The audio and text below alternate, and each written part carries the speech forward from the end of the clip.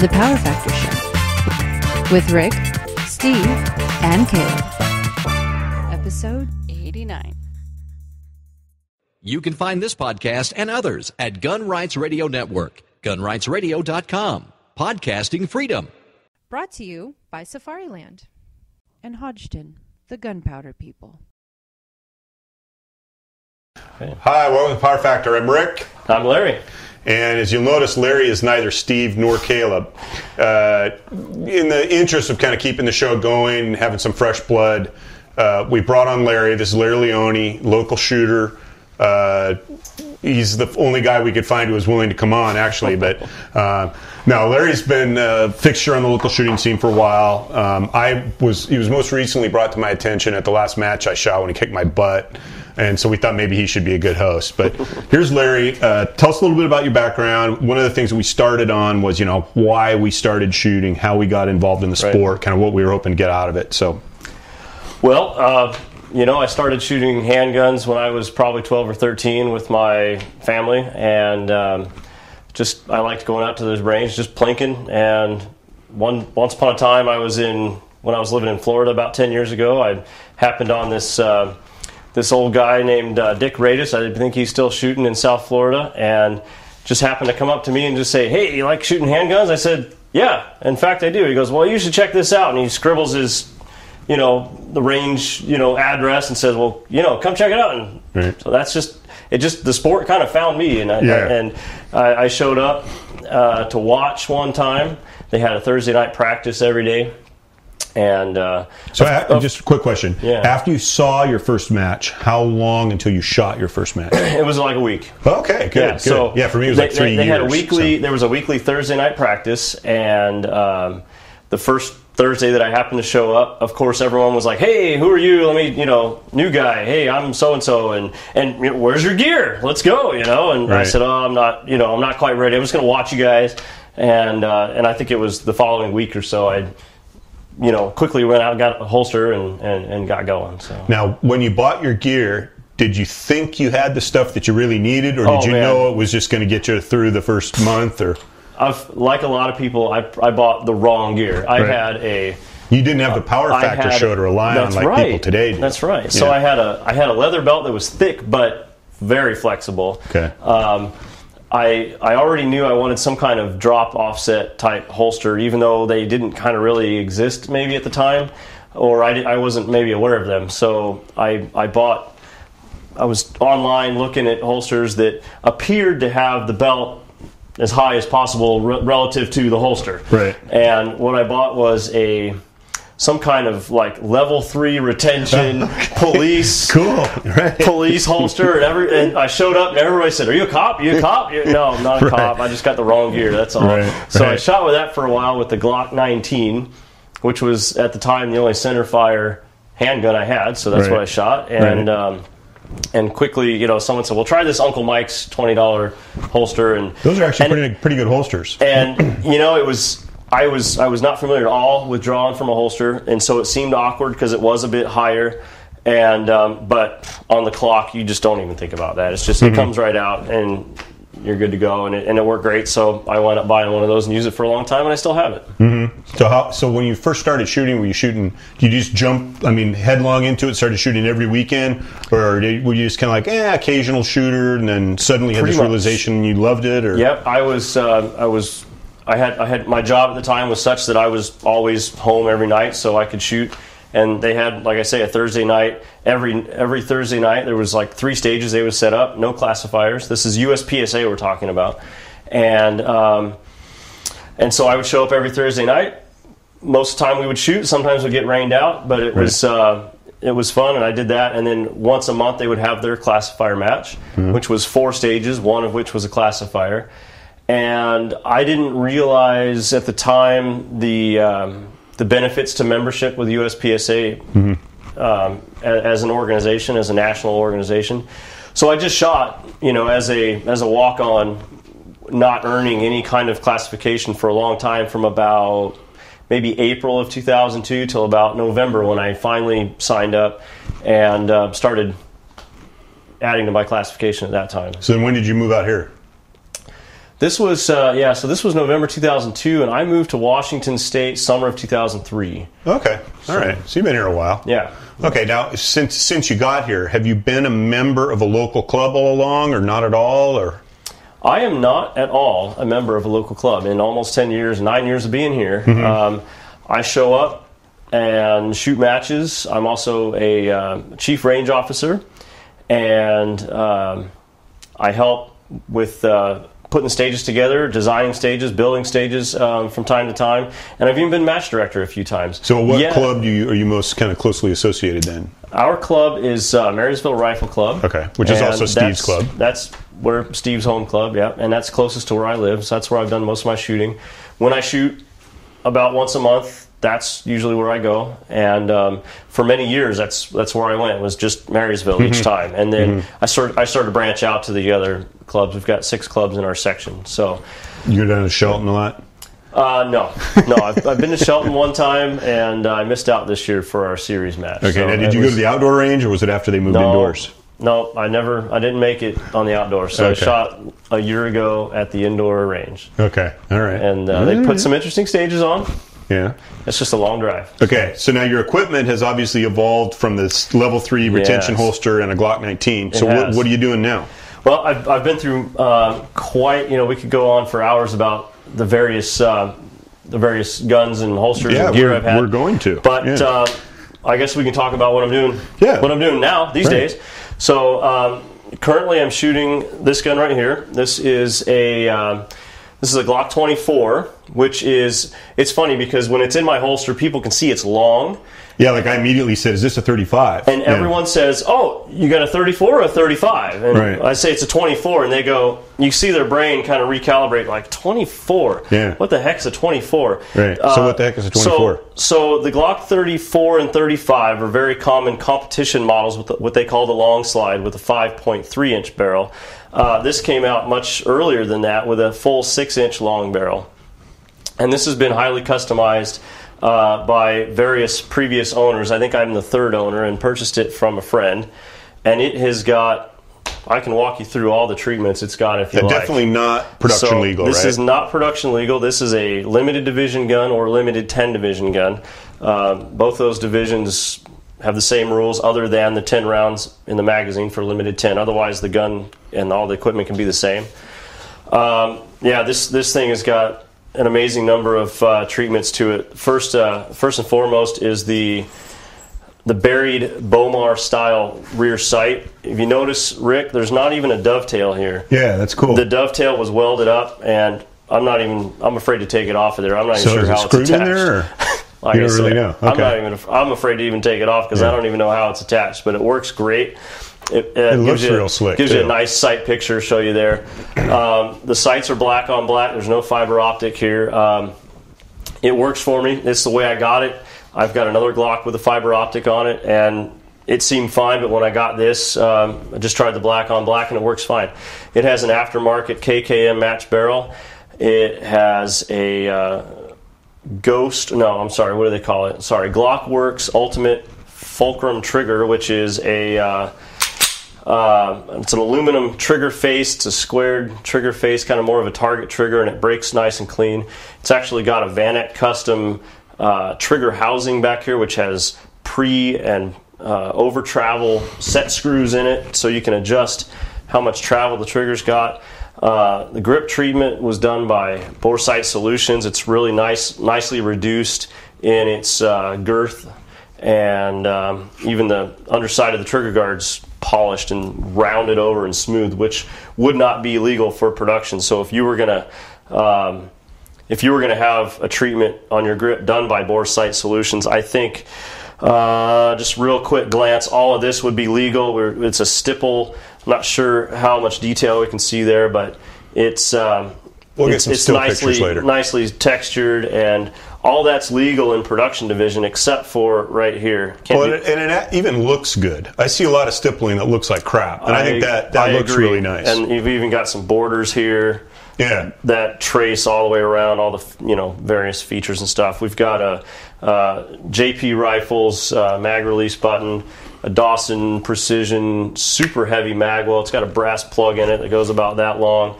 Another non-production legal item, right? Right, non-production legal. Well, even a magwell is not of any production. kind. Of any you can't even plug the hole, right? Is that true? The Seattle Slug, that kind of stuff, isn't legal? Seattle Slug is not legal. There's a plastic plug that you can use. It's like a Scherer makes one. Because it doesn't and it's a increase the weight or whatever. It's a flush fitting. It just kind of plugs the hole. It doesn't add any weight. Doesn't add anything to the profile. Right. Doesn't do anything for funneling your magazine changes or anything like that. This also has a extended length tungsten guide rod in it. And I don't know how much more I can say about it. It's fun to shoot. So how much does that weigh compared to a stock one? Wow. Stock, this weighs 34 ounces, and stock, I would say, is probably in the 29, 30 ounce range, something like that. And all the weights have been added just down on the frame. So we've got a lot of weight here, just a little weight up front. My main reason, I installed this guide rod from another Glock, and my main reason for that was this had a factory rod in it, and I just like to be able to use to tune the spring, to customize the spring, to easily remove it from the non-captured guide rod. Okay. So the captured guide rod, you need some kind of tool or something to get it apart, or break it to get it apart? Break it. Yeah. Yeah, the factory rod, you can break it. Or there's aftermarket rods that you could actually, there's threaded at the end, and you turn the screws so that the spring won't go flying across the room when you take it apart. But yeah, that's what I'm shooting these days. And like I say, I like it a lot. It's the slide seems a little heavy, but I'm used to. In the past, I've had some custom from John Larson, JPL Precision. I've had some custom STI pistols, and don't have them right now, but I'd like to get another one in the future. So this gun makes me work a little bit harder, but it's still good to shoot. So you shoot all 40 major out of it then? Yeah, 40 caliber. We didn't talk about that. It's major power factor is what I. What kind of loads do you shoot? I load the Bear Creek bullets, which were featured on your bullet episode. I love the Bear Creek. And now, can you shoot the Bear Creeks, or have you ever shot Bear Creeks through a stock Glock? I have. Yeah. And do they? We can. Yeah. I don't want to. In my production gun, I've got a Glock 35 actually, which is it's about yay long, about 3/4 inch shorter than this one, and I shoot that in production. It's factory stock otherwise. And a little bit of trigger work done, but from the outside it's production legal. Nothing's been really done to it. And I shoot Bear Creek 140 grain. You don't have any issues 40 with caliber deposits at all? Nope. After one or two matches, it's no big deal. I don't see any major issues in the barrel. I run a bore snake through it a couple times and good to go. Okay, so I didn't mean to interrupt you. So what you're using the Bear Creeks, and what kind of powder and? I'm using a shotgun powder. Which is Ramshot Competition. Okay. It's a powder I learned to use early on. And is it kind of a medium speed? It's pretty much all I've used. It's It's right there with a very popular pistol powder, N320. Oh, okay. All right. So it's certainly 231 and a number of other powders that are kind of in that same range. I've been reloading a lot, but not a lot of variety. I've all 40 caliber, a little bit of 9mm, mostly with that powder, and we can go into open guns maybe another day or something. But I've done some experimenting with open gun loads, and that's fun. That takes a long time to work up a load if you're charting new territory, as I was with a 40 caliber open gun. Now, when you do your load development, are you mostly looking at velocity, or are you shooting a lot of groups to try to get the best load that's within a kind of a velocity range? Honestly, for me, it's all about budget. Really, I like the bullets because they're good quality bullets. They're inexpensive compared to a jacketed bullet, and they squirt out a lot faster given the same powder charge. Oh, you do see a noticeable increase in velocity? Yeah, I have. I've actually chronoed out of a different gun, but I've chronoed jacketed versus the Molly, and I do see about a 70 feet per second difference with my with the powder charge that I use, which is in the 4.5 grain range with that Ramshot Competition powder. Okay, yeah. I mean, I know a lot of the times the black bolts, especially Master Blasters, when they were here locally, they really pushed their velocity improvement that you would see relative to jacketed bullets. And in 45 auto, I've never really noticed much of a difference. Oh, I mean, and maybe it's I don't load a lot of jacketed bullets, but this idea that, oh yeah, if you're making 165 power factor, you just change these bullets and be making 175. I mean, I'm thinking maybe it's more like 10 feet per second rather than 70. I'd have to do the math, but yeah, I've actually measured to be roughly in that range, and that's another good reason to use Bear Creek There you bullets. go. Yeah. Okay, so you're shooting now. I know you kicked my butt in limited 10 the last match I shot, but you also shoot this gun sometimes in limited. Yeah, mostly in limited. And you've got your extended mags that hold how many rounds? 20. Okay. Yeah, we can take a look at one of those if you like. This is it's a factory Glock magazine with a Dawson Precision aluminum base pad. They come in various colors. Actually, these days I think you only get them in black, but I've got a few I've had for a long time. And it seats in the gun just like that. And you use those same mags loaded with 10 when you're shooting limited 10? Yep, just load them up to 10 when I'm shooting limited 10, and every time I make sure I unload the mag. After I'm done with the stage, if I use the mag, I unload it, right, and I line up 10 in my my reload, bullet. That's something I still haven't been able to adapt 10 in there just to make sure, because I do not trust the witness holes on the back of these, because the follower's a little shiny, and I don't know if I'm looking at a primer or if I'm looking at a nickel case, and so what I find is I'm a stickler for the rules, and I want to make sure it's exactly 10. I can't get 10 rounds in there without somebody interrupting me. I'll start going like 1, 2, 3. Hey, how's this? Da da da da. That was a good run. Okay, so I got to take out 3, and then a 1, 2, 3, 4. Hey, over there at the. I'm just yeah. Okay, so I start over again. So it's a good reason to have 10 round mags. I mean, that's like when I shot limited 10 with my 10 round 45. Didn't have to worry about it. It's full. Right. But. Anyway, so I actually found with the Glock 10 round mags, I got rid of all of them. I sold them off. I could barely get 10 into them. And I said enough. I don't want these anymore. Yeah. Okay, so now we've seen your mag, your gun. Let's go into kind of accoutrement that go along with that. Right. Okay. Well, we'll start, I guess, with the holster and belt. This is a pretty standard. Limited setup. You only need 3 magazines. Does that fit around your waist? For the most part, not like that. I was going to say I don't think that'd fit around my leg. So before college. Okay. Right. So these are CR Speed magazine pouches. They come with they're called the Versa pouch. They come with various shims inside. So if you're shooting a double stack STI, they're wider magazines than a Glock, and you put the Glock shim in there and it fits fine. If you're shooting a Beretta or a CZ, there's a thicker shim because those mags are even narrower. So you just need to buy shims instead of new pouches. No, they even come with the shims. But if you wanted to put a different mag in that pouch, you could just get a shim rather than having to buy a complete new pouch. Take the shim, put it in there, you're good to go. You could shoot all kinds of different guns with the same pouches. Okay. So I've got 3 of those on the belt. This one here rides right up front. So first magazine comes out here, second right behind it. The holster is a bit of a Frankenstein, as you can see. It's this has been modified a few times. This started out as a, let's see if I can show Rick here. See how high the gun rides. Right. If this were my belt loop here, the gun's riding pretty high. This is a Ki-Tak Super Hooper. Or, I think that's what they call it, the Super Hooper. And at the time, Dave Savigny was just coming on the scene. It was real hot. And it was like, in the front sight magazine was, here's all the gear and equipment that the Grand Masters are shooting. Right. And this was a hot holster at the time. It probably still is a hot holster. Sure. It was just riding a little high for me. So I added a Blade Tech drop offset.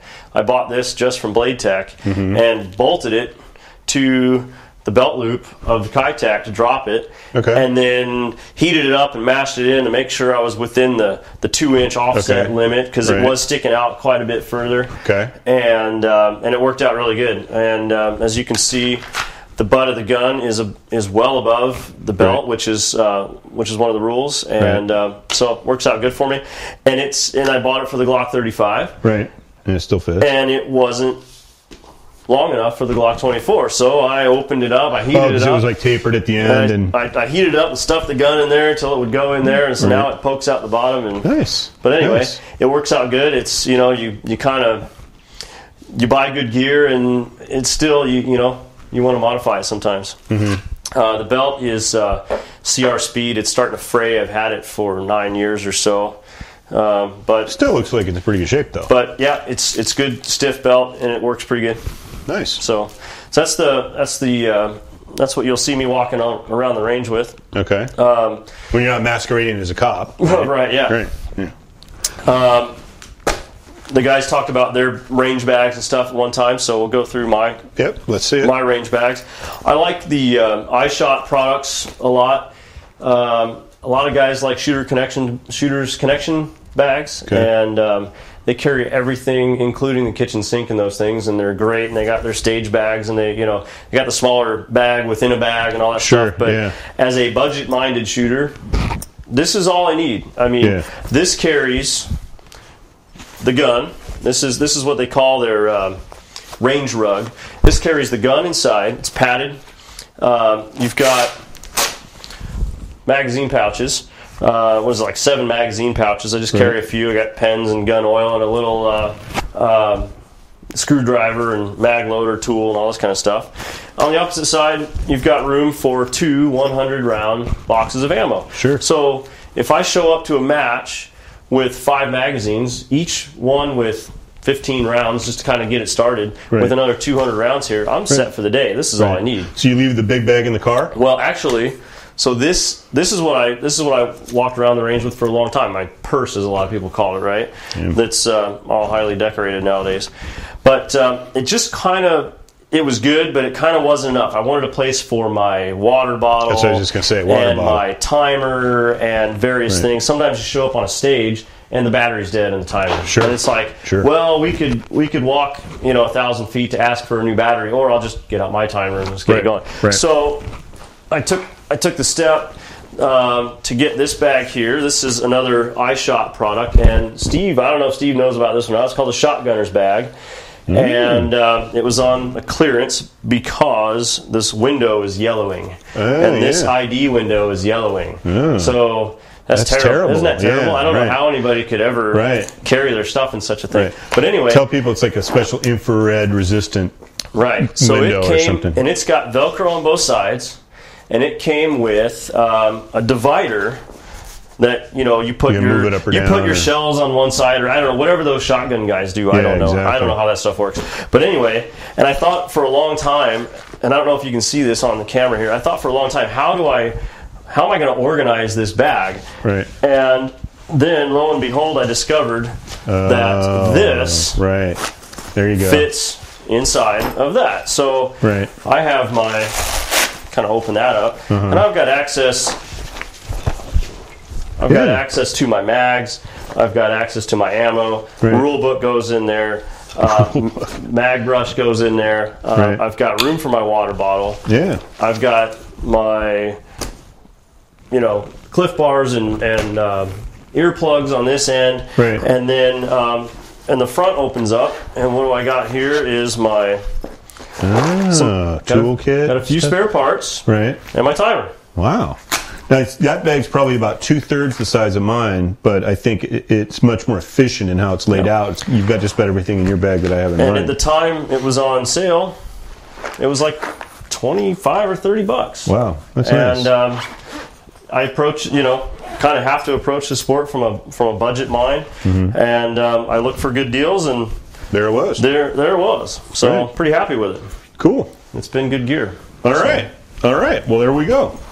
So, next order of business is our last giveaway. And I had a little bit of a faux pas in forming the question, and of course everybody jumped all over me for it, and that's okay. But it wasn't a trick question, it wasn't misdirection. The way I phrased the question is, why is USPSA headquarters in Cedar Woolley? And of course, I was soon reminded that even though it was in Cedar Woolley for 30 years, it's not in Cedar Woolley anymore. It is now in Burlington, Washington. And of course, I should know that since the episode we did last Christmas is 15 miles from Cedar Woolley. Yeah, exactly. But anyway, so it wasn't a trick question. The question is, why is it in Western Washington instead of somewhere else? And of course, immediately people got the answer right. And probably more people in this area maybe know the answer than in other parts of the country. But it's because the first USPSA president was a Seattle cop, and he said, I'll be president, but the club's got to come to me. And so that's why it's here, and it's still here. And we love having it here. So the winner of the White Dog Smith & Wesson Shield holster is Jeff. I'm going to murder his last name, even though I know the guy. Tequila. And I'm sorry, Jeff. You know who you are. But anyway, so Jeff gets the White Dog holster. We'll get it to you, and hopefully you've got a shield, and you'll enjoy that. Hopefully so. And if not, that's a fantastic little gun.